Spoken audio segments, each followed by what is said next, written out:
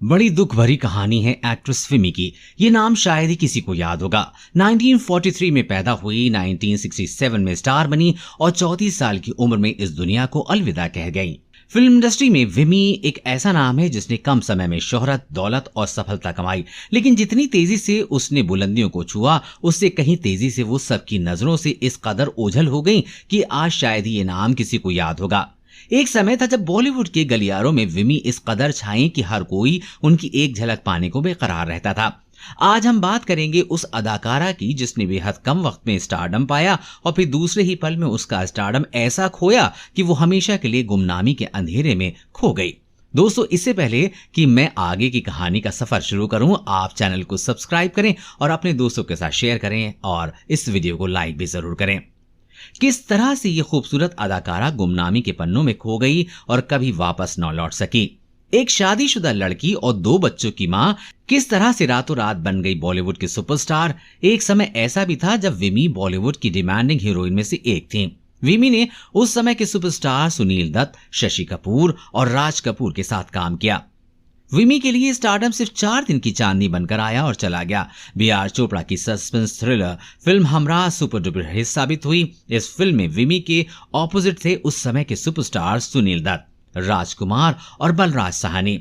इस फिल्म के सभी गाने सुपरहिट रहे। इस फिल्म को नेशनल बेस्ट फीचर फिल्म का अवार्ड भी मिला। फिल्म हमराज के लिए बी.आर. चोपड़ा प्लानिंग कर रहे थे एक ऐसे नए चेहरे की जो बिल्कुल यूनिक और दिलकश हो।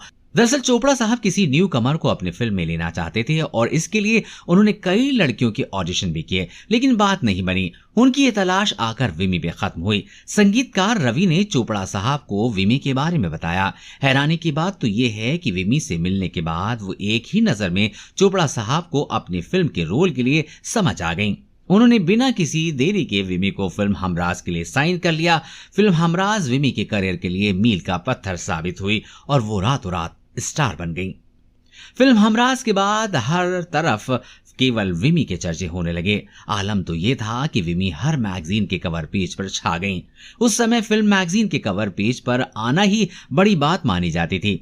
विमी का यू मैगजीन के कवर पेज पर आने का इशारा यही था कि वो एक स्टार बन गई हैं, जिसे रातों रात स्टाइल आइकन मान लिया गया है।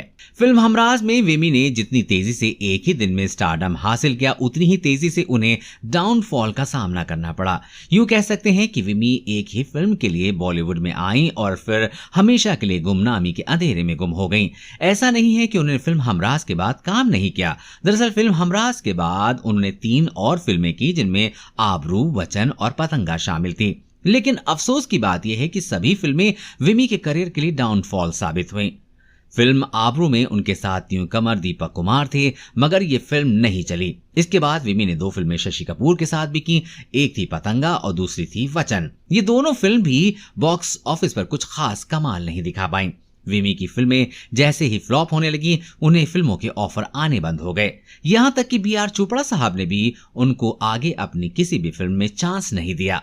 जब विमी का डाउनफॉल चल रहा था तो उसी दौरान विमी अपने पति शिव अग्रवाल से अलग हो गईं। शिव कलकत्ता के बिजनेसमैन थे। अपने पति शिव से अलग होने के बाद विमी जॉली नाम के एक शख्स के साथ रहने लगी। कहा जाता है कि जॉली एक ब्रोकर था।